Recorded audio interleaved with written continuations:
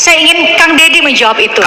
Para menteri, para pejabat yang mana haus kekuasaan pasti terkejut, teman-teman. Kang Deddy sampaikan, jabatan, pangkat, itu hanya status sosial. Hanya status sosial. Ya. Jangan Anda sombong ya, para pejabat, para menteri. Sekali lagi, jangan pernah Anda sombong ya. Luar biasa. Saya rasa Prabowo, para menteri ya, terkejut melihat ini. Saya mau singgung soal politik. Saya ingin Kang Deddy menjawab itu. Kamu nuduh ya, saya politisasi kasus ini ya. Itu, saya mau Pasti nanya. tolong dijawab. Tanya sekarang. sama Pak Otto, justru kasus ini akan menghambat saya tadinya. Ini kasus ini, kalau tidak Pak Prabowo sangat mencintai saya dan mendukung apa yang saya lakukan, gak jadi nyalon gubernur. Serius ini. Saya serius. Jadi kalau dikatakan saya mempolitisasi kasus ini, justru kasus 7 perbinaan ini akan membuat saya batal nyalon gubernur. Batal nggak sih? Nggak kan? Karena Pak Prabowo-nya menggunakan rasa. Kan kata Pak Prabowo begini, bantulah banyak orang. Kalau kamu tidak bisa bantu banyak orang, bantulah sedikit orang. Kalau kamu tidak bantu sedikit orang, kamu bantulah 1 orang. Kalau kamu bantu 1 orang tidak bisa, jangan bikin susah orang. Nah, saya ini mengamalkan itu. Karena saya mengamalkan itu, rekomendasinya jadi cepat. Untung pimpinan saya Prabowo Subianto, kalau yang lain nggak jadi saya calonin. Kita beri. Tapi saya masih penasaran kan, Ya. kenapa seorang Kang Deddy bukan lawyer, polisi apalagi kagak, Polisi bukan. jurnalis juga bukan, Jurnalis bukan. iya, tapi bertemu dengan lebih banyak orang dibanding saya dan Bang Don mungkin gitu kan, dalam urusan Vina ini. Itu kan urusan kemanusiaan. Kalau urusan kemanusiaan, maka tidak ada status sosial. Lawyer itu kan status sosial. Alat penegak hukum status sosial. Wartawan status sosial. Tapi kemanusiaan adalah status hati. Kalau kemudian lebih banyak turun, lebih banyak berkomunikasi, lebih banyak menggali perkara yang dalam sehingga dari gelap menjadi terang, itu adalah panggilan jiwa. Karena itu panggilan jiwa bahwa dalam diri manusia itu ada lentera dalam itu. Dalam. Karena ada lentera, tergantung lentera itu mau dinyalakan atau dipadamkan. Dan Kang Deddy menyalakan lentera itu. Saya itu terpacu untuk lentera saya menyala. Terpacu oleh apa? Terpacu oleh sebuah keadaan. Karena semuanya diam, maka harus ada yang berbicara. Sebelum kita ke lebih teknis, karena kan ini kebetulan Kang Deddy lagi mau maju ini, walaupun hilalnya belum jelas gitu. Orang lalu Belum terlihat. Jangan-jangan ini ada hubungan apa namanya untuk kepentingan elektoral. Iya, panggung. Cari panggung nih. Ada kepentingan hubungan untuk elektoral. Ya. Menurut saya begini, bahwa politik itu kan pada akhirnya itu lahir dari sebuah kepercayaan. Karena politik lahir dari sebuah kepercayaan, maka politik proses. Karena politik proses, maka politik harus mengambil dari bawah ke atas. Dari kursi dan tempat gelap dibawa ke tempat yang terang.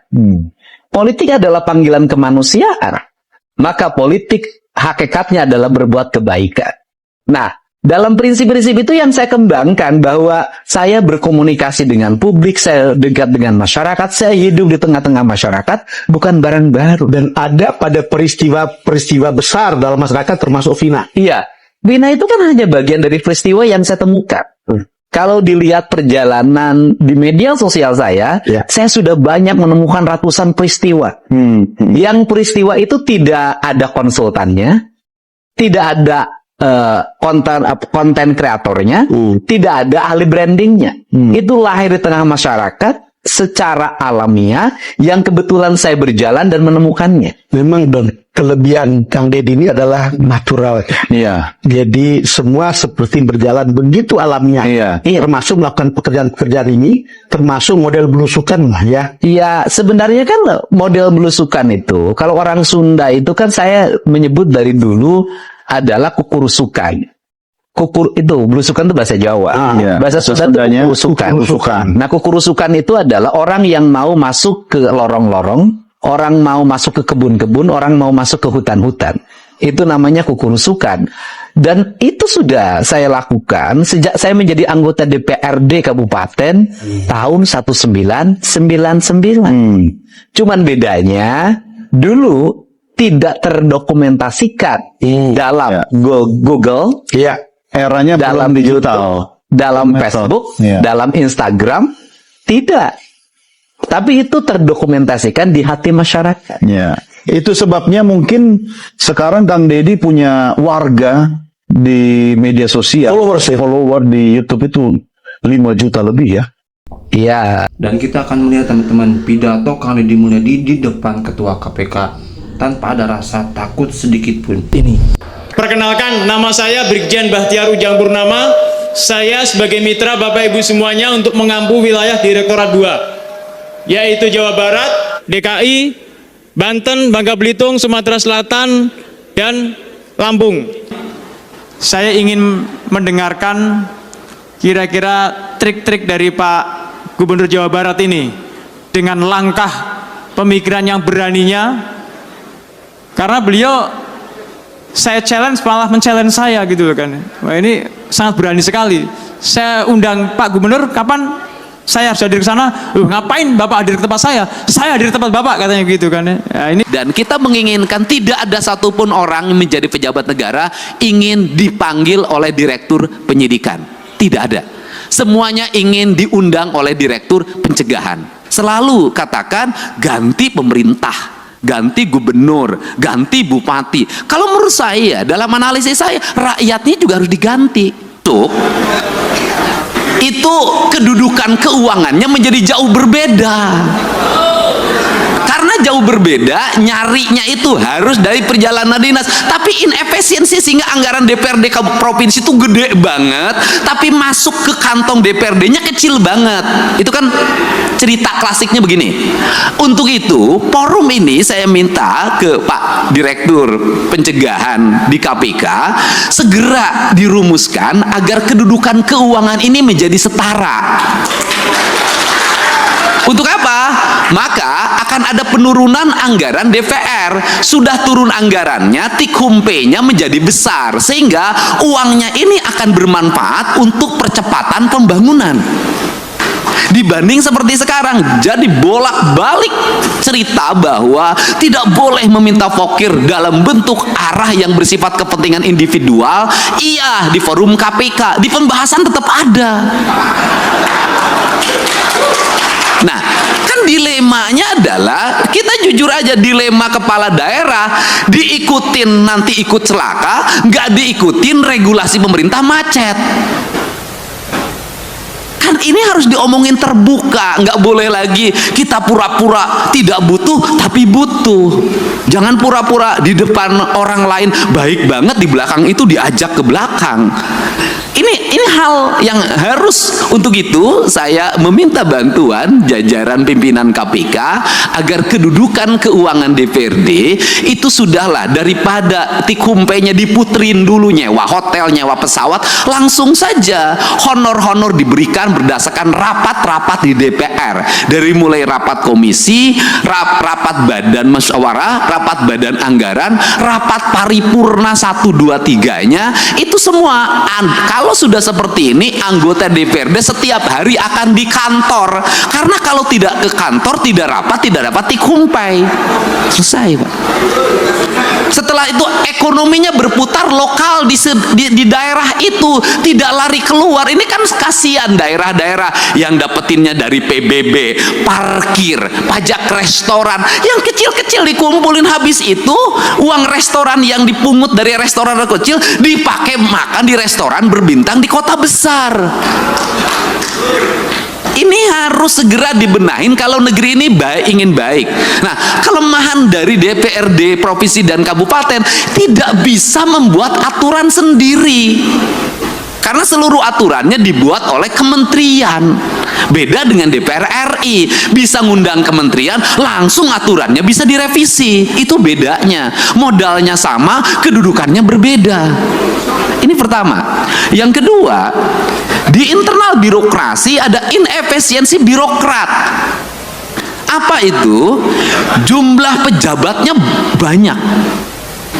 Jumlah orang yang memiliki golongan 4B, 4C, 4D-nya itu banyak. Di provinsi, orang yang sudah punya jabatan itu nggak bisa kayak di kepolisian langsung menjadi perwira diparkirkan. Dia akan gugat ke PT UN, harus punya jabatan. Karena dia harus punya jabatan, walaupun merit system itu kan administrasi, merit system itu bekerja itu kan bukan pada wilayah angka, pada wilayah eksekusi. Nah, akhirnya di hampir semua pemerintah daerah itu memiliki struktur jabatan yang sangat banyak, memiliki jumlah penjabat yang sangat gemuk. Kemudian juga sistem pengelolaan birokrasinya, tunjangan terhadap pegawainya adalah tunjangan kinerja. Ini inefisiensi keuangan yang sangat luar biasa. Itu terambil dana untuk pembangunan, untuk itu sangat besar, hampir 60%. Dan yang paling utama adalah hari ini kita harus tahu semua orang bahagia lewat apa? Laporan administratif yang bersifat digital. Akhirnya tukin-tukin itu hanya ditukerin dengan foto, dengan video. Tukin dengan foto dan video yang tidak berbasis praktis dan kebutuhan publik itu memiliki dampak yang luas terhadap rendahnya layanan birokrasi. Nah, kalau bicara rendahnya layanan birokrasi, apa sih yang dituntut oleh masyarakat terhadap pejabat publik? Ceritanya itu tidak panjang mereka itu. Satu, mereka pasti bercerita pengen punya jalan yang baik.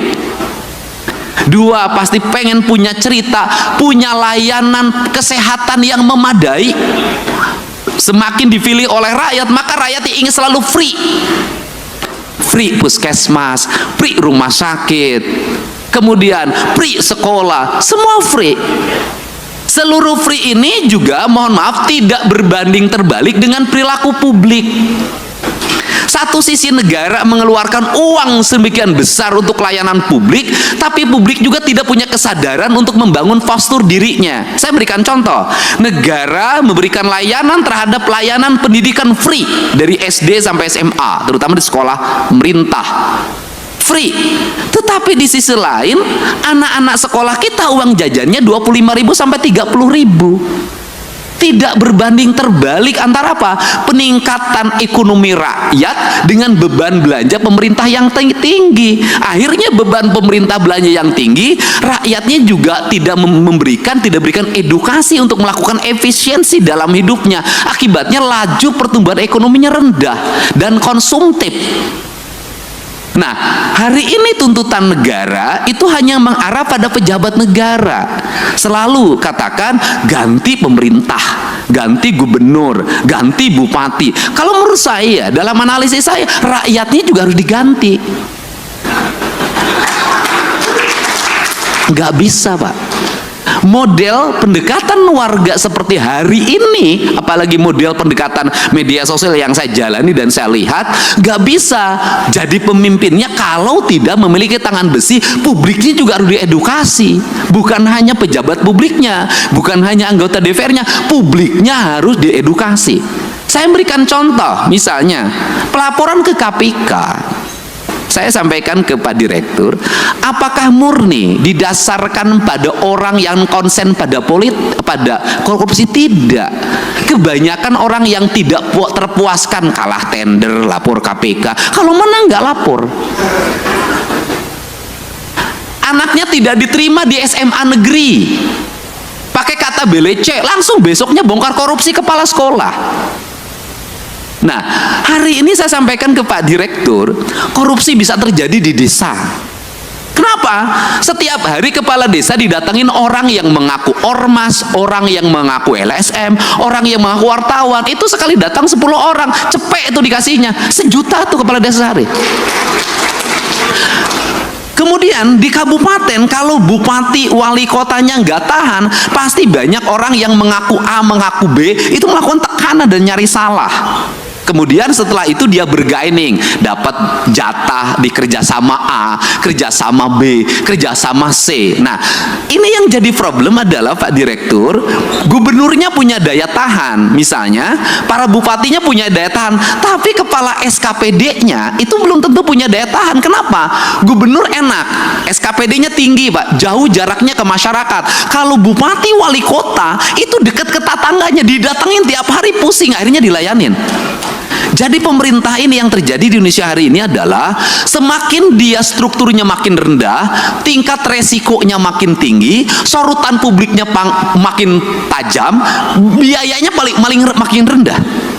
Sehingga ini problem yang harus segera dibenahi. Untuk itu, terakhir, apa sih sebenarnya solusi dari ini semua untuk membalik branding publik kemudian agar terarah? Tidak ada jalan lain bagi pemerintah untuk memanfaatkan platform media sosial secara terbuka. Kalau saya nantang-nantangan aja, sudah saja APBD kita di YouTube kan, di TikTok kan, di IG. Jawa Barat Kang Deddy Mulyadi mana begitu luar biasa ya teman-teman, yang akan dia katakan di depan para menteri ya, yang mana di situ banyak sekali ya menteri dan para pengacara, bahkan para narasumbernya pun ya terus ya memberikan pertanyaan-pertanyaan kepada Kang Deddy Mulyadi.